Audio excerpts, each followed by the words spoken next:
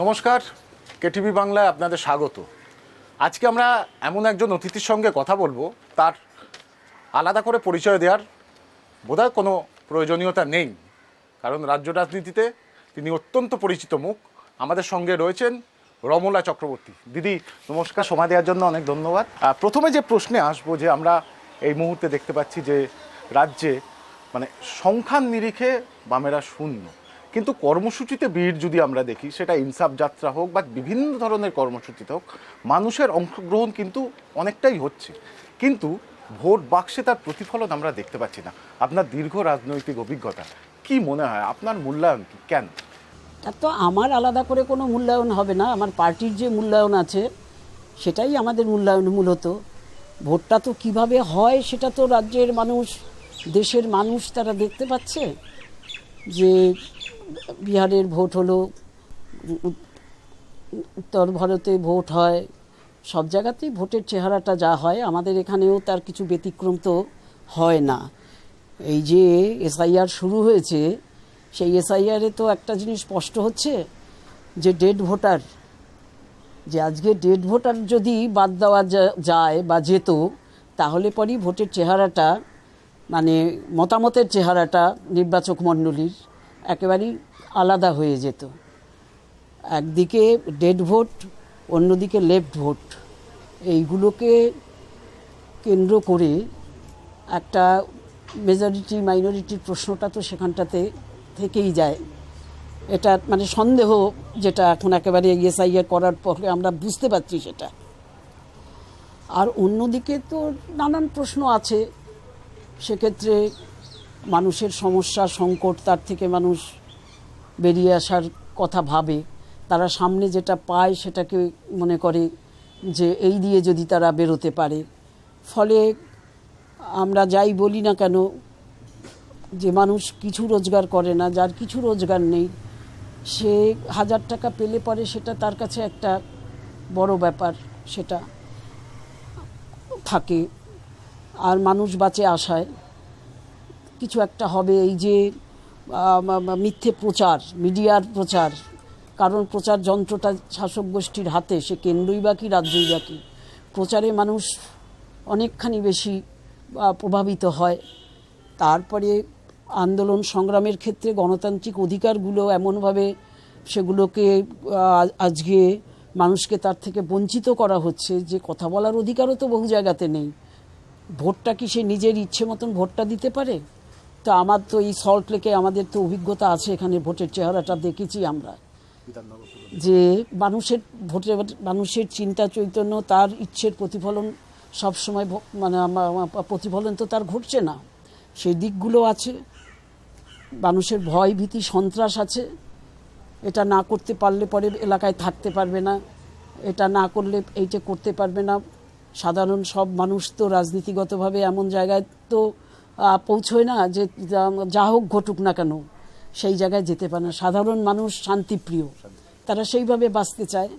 দিদি আমি দ্বিতীয় যে প্রশ্নে আসছি, যে তরুণ প্রজন্ম আমরা দেখতে পাচ্ছি, সৃজন ভট্টাচার্য, মীনাক্ষী মুখোপাধ্যায়, প্রতিকুর রহমান, এরম একঝাঁক তরুণ প্রজন্মের নেতা উঠে আসছে। যেটা আমরা একটা দেখেছিলাম যে একটা কোথাও একটা যে সুভাষদা, শ্যামলবাবু, অনিল বিশ্বাস, বিমান বসু, বুদ্ধদেব ভট্টাচার্য, এর পরবর্তী জেনারেশনের ক্ষেত্রে কোথাও একটা খামতি ছিল, কিন্তু এখন বেশ নতুন এই তরুণ প্রজন্মের উঠে আসছে তারা।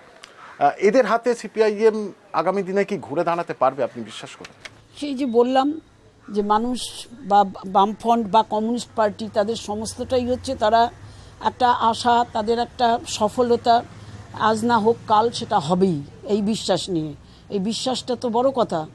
আর সেই জায়গায় দাঁড়িয়ে আজকের নতুন প্রজন্ম, তারা ভাবনা চিন্তার ক্ষেত্রে মানুষের সাথে মানসিকতা, তরুণ প্রজন্মের মানসিকতা, তাদের সাথে সেইভাবে মেশা, তাদের সমস্যাগুলোকে তাদের মতন করে একটু বুঝতে পারা, এটা সমসাময়িক না হলে পরে যে সমস্যাটা হয়, সেই সমস্যার জায়গাটা থেকে আমরা অনেকটাই বেরিয়ে এসেছি।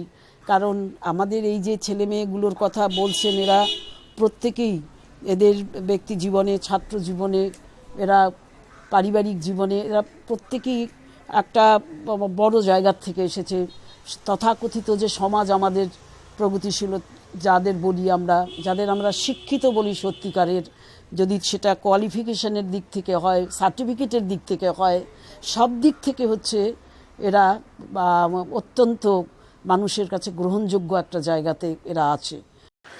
দিদি, একটু সুভাষদার প্রসঙ্গে আসি।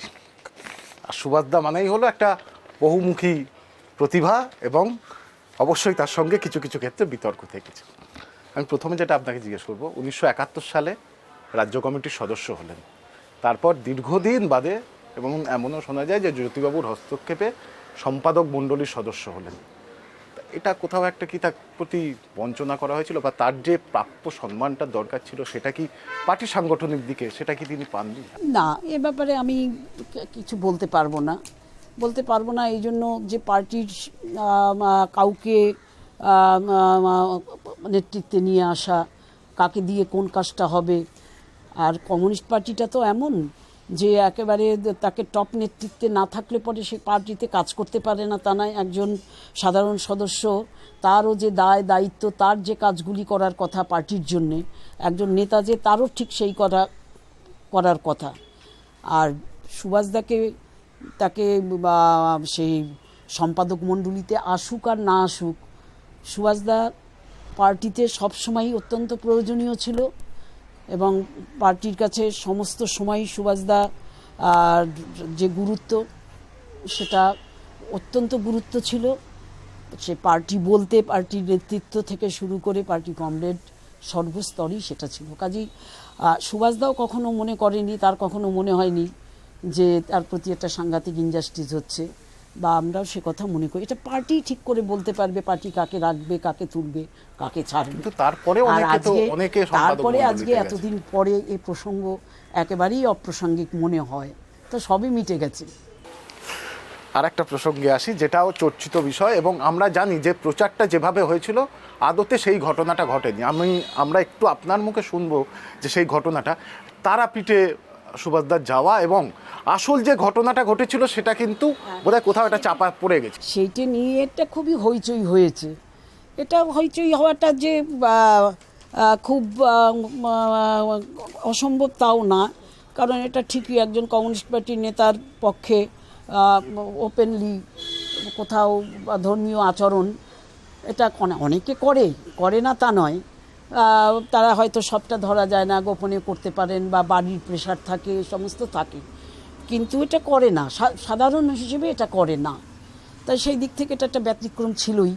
আর আর সুভাষদাকে চিরকালই মিডিয়া একটা বিতর্কের জায়গায় তুলে রাখে, কারণ সেই জায়গাটা করলে পরে এটা তো মিডিয়াই বোঝে যে তার কিসে লাভ কিসে ক্ষতি। সুভাষ চক্রবর্তীকে একটু এই জন্য তারা সমস্ত সময় পাদপ্রদীপের আলোও রেখেছে, আর তার সাথে একটুখানি ছায়া মিশিয়ে দিয়ে চেষ্টা করেছে। সুভাষদার তো সব জায়গাতেই সুভাষদা একটা কথা বলতেন যে আমাদের এই ভারতবর্ষ হচ্ছে ধর্মীয় আবেগ এখানে বেশি, এবং এখানটাতে আমাদের মানে একটা বেড়াবার জায়গা ধরতে গেলেও সেটা হচ্ছে একটা ধর্মীয় স্থান। আমি একটা জায়গায় বেড়াতে যাব, সেখানে এক নয় মসজিদ, এক নয় মন্দির, না হলে চার্চ, আমাদের ভারতবর্ষের সব জায়গাগুলিতে তাই। ফলে আমাদের যে ঐতিহ্য, আমাদের যে অতীত, সেটাকে দেখতে জানতে, তার শিল্পকলা, তার শিল্পচর্চা, সেখানকার মানুষ, এই সমস্ত বুঝতে হলে পরেও যেতে হলেই একটা ধর্মস্থান হয়ে যায়। আর যেখানে হাজার হাজার মানুষ যাচ্ছে, যেখানে লক্ষ লক্ষ মানুষ বিশ্বাস করে, সেই জায়গায় আমি যত অবিশ্বাসী হই না কেন, সেই জায়গাটাতে গুরুত্ব তো কম নয় মানুষের কাছে। কাজে সেখানটাতে আমি অসম্মান অপমান করতে পারি না যতক্ষণ না পর্যন্ত সেই মানুষকে আমি এটা সম্পর্কে তাকে বোঝাতে পারি। তাই তাকে আমি অসম্মান করতে পারি না। সেই রকম দৃষ্টিভঙ্গিটা সুভাষদার সর্বত্রই ছিল। আমার মনে আছে যে আমরা যখন এই অমৃতসরের স্বর্ণ মন্দির দেখতে যাই, সেখানটাতে মাথায় কিছু না বেঁধে ঢোকা যায় না। বা আমরা যদি ওই ইয়েতে যাই আজমির, সেখানটাতে আমি দেখেছি সুভাষদাকে ওরা কত খুবই যত্ন করে, খুবই সম্মান জানিয়ে সেখানটাতে নিয়ে গেছে, মাথায় একটা কি পরিয়ে নিয়ে। সুভাষদা কি সেটা ফেলে দিতে পারে না। তাহলে পরে তারাপীঠে যদি সেখানটা তা দেখতে গিয়ে সেখানটায় যদি পুরোহিতরা তারা তারা মায়ের পুজোর ফুল তার হাতে তুলে দিয়ে বলে যে আপনি এটা ছুঁয়ে ওখানে দিন, তো সুভাষদা সেটা না দিয়ে পায়, এটা পারেনি সুভাষদা। ও মালদা থেকে ফিরছিল প্রোগ্রাম করে, বহরমপুরে ওখানে দুপুরে ওর খাবার কথা, ওই সার্কিট হাউসে লাঞ্চ করার কথা, কিন্তু ফারাক্কার পরে একটা গাড়ি অ্যাক্সিডেন্ট হয়েছে, ওখানে একটু বাস বহরমপুরের দিকে আসতে দেরি লাগবে, ক্লিয়ার হয়নি। তখন পাইলট ওরা বলল যে আর একটা রাস্তা আছে, মোরগ্রাম দিয়ে যাওয়া যায়, একটু ঘুরে যেতে হবে মোরগ্রাম দিয়ে। তখন বললো ঠিক আছে চলো। তার সুভাষদা তো এমনিতেও অ্যাডভেঞ্চার পছন্দ করে, খুব আর একটা নতুন রাস্তা দিয়ে যাবে বলে চলো। তার সুভাষদার সাথে আরও কেউ কেউ ছিল, তার মধ্যে ভাস্কর গাঙ্গুলি ছিল আমাদের ফুটবল ক্যাপ্টেন। তা ভাস্কর তখন বললো সুভাষদা চলুন তাহলে একবার তারাপীঠ হয়ে যাই। ওখানটাতে ওর একজন বন্ধু সুভাষদাই হয়তো কিছু সাহায্য টাহায্য করেছিল, ওখানে একটা হোটেল করেছে। তা বহুদিন বলেছে সুভাষদাকে যাওয়ার জন্য ওর হোটেলে, তা সেখানটায় সুভাষদার একটা ছবিও আছে ওই হোটেলে। তখন বলেছে চলুন ওর ওখানে আজকে আমরা যাই, একটু ঘুরে ওখানে খাওয়া দাওয়াটা করি ওর ওখানে। তা সেইভাবেই কথা হলো, সেইভাবেই গেছে। আবার সুভাষদা ওখানে গেছে, সে তো খবর হয়ে গেছে, থানার লোকাল থানায় খবর হয়ে গেছে। ওখানে বহু মানুষ, অফিসার টফিসার যারাও ট্রান্সপোর্টের তারাও দেখা করতে এসছে, আর লোকাল মানুষ এসছে, তার ভিতরে ওই তারাপীঠের লোকরাও রয়েছে। বলছে যে এটা করুন, আমাদের এখানে এত মানুষ আসে, আমাদের এখানে কোনো বাসের টার্মিনাস নাই, আপনি যদি এখানটাতে একটা বাসের টার্মিনাস করে দেন। তখন উনি বললেন যে জায়গা আছে আপনাদের, জমি দিতে পারবেন? বলে হ্যাঁ জমি। বলে কই কোথায় জমি, চলুন। বলে জমি দেখতে চলে গেছে।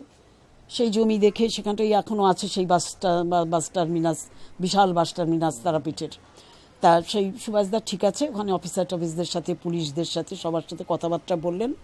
তখন ওখানটাতে তো তারাপীঠের ওই পান্ডা বা যারা পুজো দেয়টায় তারাও তো সব পুজোটিরা এসছে, স্যার চলুন একবার আপনি এসছেন, মায়েরকে একটু দেখবেন না। তখন উনি বললেন যে আজকে তো আমি দেখার জন্য আসিনি, আমি আর একদিন আসবো। বললো না আজকে এসছেন যখন, আজকে একবার চলুন। তা সুভাষদা বললো চলো।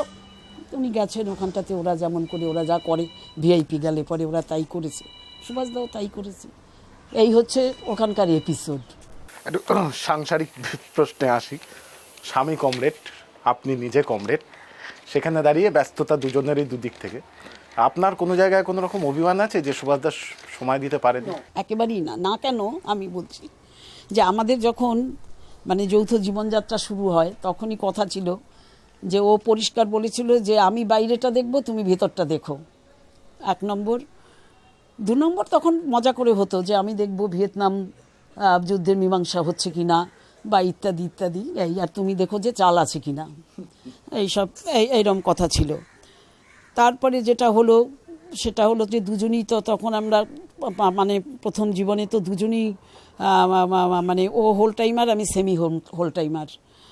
তারপরে যখন সরকার তৈরি হলো সেই সময় বা সরকারের সেই সময়কালেই আমাকে পার্টির থেকে বিশেষ করে তখন কমরেড প্রমোদ দাশগুপ্ত ছিলেন, তিনি ডেকে বললেন যে তোমাদের একজনকে চাকরি করতে হবে, কে করবে ঠিক করো।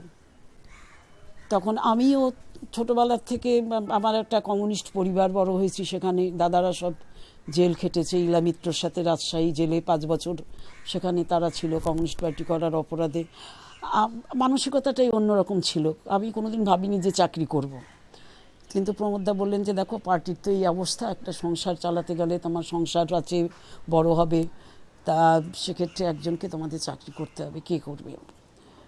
তারপরে তা আলোচনা আমি ওর সাথে আলোচনা করলাম, কিন্তু আলোচনার কোনো প্রশ্ন নেই। আমি প্রমোদদাকে বললাম যে দেখুন পার্টিকে ও অনেক বেশি দিতে পারবে আমার থেকে, ফলে আমিই চাকরি করব, ও হোল টাইমার থাকুক। সেইভাবেই চলেছে। এবং পরিবারেও আমাদের খুব একটা চাহিদা যেমন ছিল না, সমস্যাও আমাদের খুব একটা হয়নি। কিন্তু তা সত্ত্বেও ও যেমন বাইরেটাতে সকলের অনেকখানি নির্ভর করতো, পার্টি বাইরেও তো প্রয়োজন থাকে, পার্টির কমরেডদেরও তো কত প্রয়োজন থাকে, এই সব ব্যাপারে তারা যেমন সুভাষদার উপর নির্ভর করতো। তাই সুভাষদার এটা বৃহত্তর পরিবার, আর সুভাষদার পারিবারিক জীবনেও সেখানে তার বাপের বাড়ি, শ্বশুর বাড়ি, আত্মীয় স্বজন, তারাও মানে তাদের প্রতি যথেষ্ট দায়িত্বশীল ছিল সুভাষদা। দায়িত্বশীল এই অর্থে নয় যে আর্থিক দিক থেকে তাদেরকে খুব সাহায্য করতে পারতো না, তার নিজের ভাইপোদের তাদের কোনো দিন চাকরি দেয়নি, আজও বেকার পড়ে আছে, ভাই বেকার পড়ে আছে, বা আমার ভাইপো বেকার পড়ে আছে। কারণ অনেককে চাকরি দিয়েছে, হাজার হাজার লোককে সুভাষদা চাকরি দিয়েছে, কিন্তু নিজের লোককে দিতে পারেনি বলে মিডিয়া চেষ্টা করেও দুই একটা খবরের কাগজ যারা একেবারে আদা জল খেয়ে সুভাষদার পিছনে লেগে থাকতো, তারাও এগুলো বার করতে পারেনি কোনো দিন সুভাষদার দুর্নীতি। তো সেই দিক থেকে কিন্তু ও অত্যন্ত কি বলবো, মানে সকলের সাথে খুব ভালো সম্পর্ক রাখার, আত্মীয় স্বজন বন্ধু বান্ধব তো বলতো যে আমি তো সন্ন্যাসী না, আমার পরিবার আছে, হই হই করতে একটুখানি সময় পেলে হই হই করতে ভালোবাসতো। এই সমস্ত ছিল। পুজোর সময় যেমন আমাদের তো কমিউনিস্টরা, আমরা পুজো আচ্ছা বিশ্বাস করি না, সেই জন্য বহুকাল আমরা এর থেকে বাইরে থেকেছি। কিন্তু সুভাষদা এটা কখনোই বাইরেটা থাকেনি। সুভাষদা মানুষের আনন্দে, মানুষের উৎসবে নিজেকে সবসময় যুক্ত করতো। হ্যাঁ, এখন পার্টি করছে। এটা সুভাষদা থাকতো, এই হই হই করে কিছু না, চলো ঠাকুর দেখতে যাব, এই রাত বেলোয়ান সবাই মিলে বেরোলাম, বেরিয়ে আমি কোনো দিনই ওই ভিড় ঠেলে জীবনে কোথাও যেতে পারিনি, কিন্তু ওকে তো ওই ঠেলে ঠুলে নিয়ে চলে যেত, ঘুরে দেখে আসতো। এইরকম ছিল আর কি, খুব মজা। বেড়াতে যখন আমাদের কমিউনিস্ট পার্টিতে এই বিভিন্ন জায়গায় কনফারেন্সগুলো হতো, সেই কনফারেন্সের পরে কঠোর বিষয় আলোচিত হচ্ছে সেখানে, সেইগুলোর পরে হয়তো একদিন দুদিন তিন দিন হাতে সময় পেলেই সুভাষদা ওই সাথে একটু বেরিয়ে ফিরতো, সেইখানে আমরা যেতাম। এইভাবে করে বেড়াতেও ভালোবাসতো, নো ডাউট, বেড়াতেও খুব ভালোবাসতো। সুযোগ পেলে সেটাকে কখনো ছাড়তো না, সে ছাত্র সময়কাল থেকে। সে আমরা ছাত্র করি যখন, অল ইন্ডিয়া তখনও তৈরি হয়েছে, অল ইন্ডিয়ার তৈরি হয়ে গেছে। সেই সময়ও অল ইন্ডিয়ার কমিটি মিটিং হচ্ছে আমাদের, সেই সময় দীনেশ মজুমদার ছিলেন, বুদ্ধদেব ভট্টাচার্য ছিলেন, অল ইন্ডিয়া যুব তৈরি হচ্ছে। ধনুষ্কোটি চলে গেলাম ওখান থেকে, দীনেশ মজুমদারও ছিলেন সাথে, ইয়েতে মাদুরাই বসে মিটিং হচ্ছে, চলে গেলাম ধনুষ্কোটিতে বেড়াতে। এই সুযোগগুলিতে ও করতো, কারণ নিজেও বেড়াতে, অন্যকে নিয়ে বেড়াতে ভালোবাসতো। এইগুলোতে এরকম ছিল, কাজেই কোনোই অভিযোগ নেই, বরং এখন মনে হয় যে আরও ওকে আমার সাহায্য করা হয়তো উচিত ছিল। এত বড় একটা মানুষের সাথে থেকেছি, সেই সব কিছুই তো মানুষের অনেক পরে মূল্যায়ন হয়।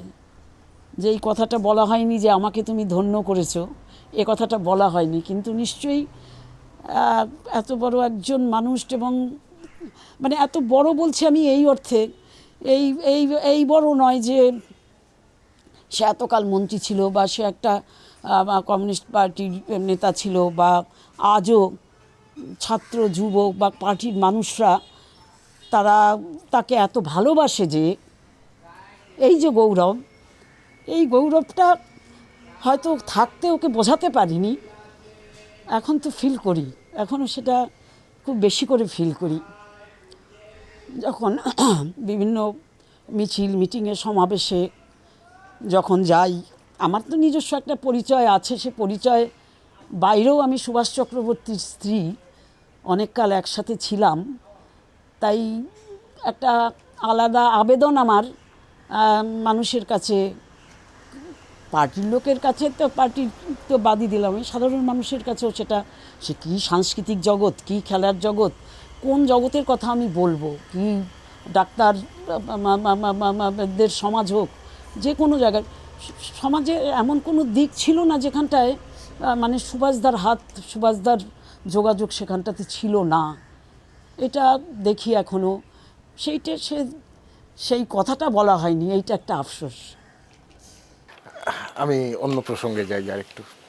2000 বলা যায় 2000 বা 2001-এর সময় যখন সৈফুদ্দিন চৌধুরী, সমীর পুততুন্ডু তারা পিডিএসের করছে, এবং আমরা যতটুকু শুনেছি যে এই রাজনৈতিক দলের নাম থেকে শুরু করে সমস্ত প্রেক্ষাপটটাই সুভাষদার মাথা থেকে বেরিয়েছিল, এবং সেই সময় অনিল বিশ্বাস আপনাকে দায়িত্ব দিয়েছিলেন যে যেভাবে হোক সুভাষদাকে পার্টিতে ধরে রাখতে হবে। এই সামগ্রিক ঘটনাটা আপনার মুখে একটু সংক্ষেপে জানতে চাই। না দেখো, সুভাষদা কখনোই পার্টি ছেড়ে যাবার কথা ভাবেনি বা যেত না, কারণ এই পার্টিটা যখন তৈরি হয়েছে তোমার 60-এর দশক থেকে যখন দুই পার্টিতে মতাদর্শগতভাবে ভাগ হয়ে যাচ্ছে, সংশোধনবাদের বিরুদ্ধে লড়াই করছে, এবং যখন ৬২ থেকে মোটামুটি ফর্দফারাক হয়ে ৬৪-তে এসে পার্টি কংগ্রেসের মধ্য দিয়ে নতুন পার্টি তৈরি হয়েছে, এই যে সমগ্র প্রক্রিয়া, এই সমস্ত প্রক্রিয়াটার মধ্যে সুভাষদাও ছিলেন। যেমন আমাদের পার্টির নেতৃত্ব জ্যোতি বসু থেকে প্রমোদ দাশগুপ্ত থেকে সরোজ মুখার্জির থেকে এরা যেমন ছিলেন, তেমনি এই সুভাষদা, শ্যামলদা, বিমানদা এরা এর সাথে যুক্ত ছিলেন। ফলে নিজেরাই পার্টিটা তৈরি করেছে, সেই পার্টি ছেড়ে যাওয়ার প্রশ্নটা কখনো উঠতো না। এখন আমাদের পার্টিটা তো একটু অন্যরকম। আমাদের পার্টিতে ইচ্ছে করলে পরই আমি পার্টির বিরুদ্ধে একটা কথা আমি মানতে পারছি না, আমি এসে বাইরে সেটা বলতে পারি না। পার্টির মধ্যে আলোচনা হয়, পার্টির মধ্যে নিরসন হয়, কিন্তু সংখ্যাগরিষ্ঠের যে মতবাদ সেইটাকে শেষ পর্যন্ত মেনে নিতে হয়। অনেকগুলো বিষয় ছিল, অনেকগুলি প্রশ্ন ছিল যেখানটাতে সুভাষদার হয়তো একমত হতে পারেনি বা অন্য কারোর সাথে সহমত হয়েছে, যেমন বা সৈফুদ্দিন, সমীর ইত্যাদির প্রশ্নে হয়েছে। তাদেরও যে সবটাই সুভাষদার ঠিক যেভাবে ভাবনাটা ছিল তাদের ভাবনাটাও সেইভাবে ছিল না, হয়তো তাদের হয়তো আরও অন্য ভাবনা ছিল। সৈফুদ্দিনের তো ছিলই, কংগ্রেসের সাথে সম্পর্ক কী হবে এই সমস্ত ব্যাপার নিয়ে অনেকগুলো ব্যাপার ছিল। আর সুভাষদা সেই ক্ষেত্রে বরাবরই কংগ্রেস যারা স্বাধীনতা সংগ্রামের সাথে যুক্ত যে নাম রয়েছে, একটা সাম্রাজ্যবাদ বিরোধিতার একটা জায়গাতে তারা রয়েছে, কাজে কোনো কোনো ক্ষেত্রে কংগ্রেসকে নিয়ে চলা যায় না এমন নয়। এরকম অনেক আলাপ আলোচনা তো সমস্ত সময়ই এটা হয়েছে যে বিজেপি যে শক্তি, আরএসএসের শক্তিকে আটকাতে হলে পরে প্রয়োজনে কংগ্রেসের সাথে যাওয়ার প্রয়োজনীয়তা আছে। এবং 2004-এ তাই হলো, পরবর্তী ক্ষেত্রে এখন তাই চলছে। এখন সেই সমস্ত নানান প্রসঙ্গ ছিল, তার নিরসনের ক্ষেত্রে এটা হয়তো একটা অভিমান থেকে, একটা জায়গার থেকে সুভাষদা এদেরকেও ছাড়তে পারেনি, এরাও সুভাষদাকে এমন করে ধরেছে যে এদেরকেও সুভাষদা ছাড়তে পারেনি। আচ্ছা ঠিক আছে, দেখা যাবে, সেই পর্যন্ত একটা জায়গা পর্যন্ত গেছে। কিন্তু সুভাষদা মানে জ্যোতিবাবুর বাইরে বা এই কমিউনিস্ট পার্টির বাইরে, এরা প্রমোদ দাশগুপ্তর হাতে তৈরি, পি সুন্দরাইয়ার হাতে তৈরি, এরা এই পার্টিটাকে ছেড়ে সুভাষদা কখনোই যেত না। এবং এই নিয়ে যে সুভাষদার সাথে আমার খুব একটা মত পার্থক্য, মানে ঝগড়াঝাঁটি, এই আমাদের এমনিতে কোনো ঝগড়াঝাঁটি হয়নি, এটা তোমাকে বলা উচিত ছিল যে আমাদের সাধারণত ঝগড়া হতো পার্টিকে নিয়েই, পার্টির এটা ওটা সেটা এই প্রসঙ্গ নিয়েই হতো ঝগড়াঝাঁটি। তা সেই ক্ষেত্রে এটা নিয়ে যে খুব একটা, কারণ আমি এটা জানতাম যে কখনোই ও পার্টি ছেড়ে যাবে না। অনিলবাবু বলেছিলেন আপনাকে এটা, যে আপনি যেভাবে যেতে দেবেন? না, এইরকম করে কখনো হয়নি। পার্টি একটু আশঙ্কাতে ছিল হয়তো, যে দুম করে সুভাষ যদি কিছু করে বসে, সেই ভাবনাটা তাদের মধ্যে থাকতেই পারে। কিন্তু মানে সুভাষচক্র যদি মনে করতো যে এই সে অন্য নতুন পার্টি করে সেখানে জয়েন করবে, তাহলে কি আমার ক্ষমতা ছিল না সেটাকে আমি আটকাতে পারি।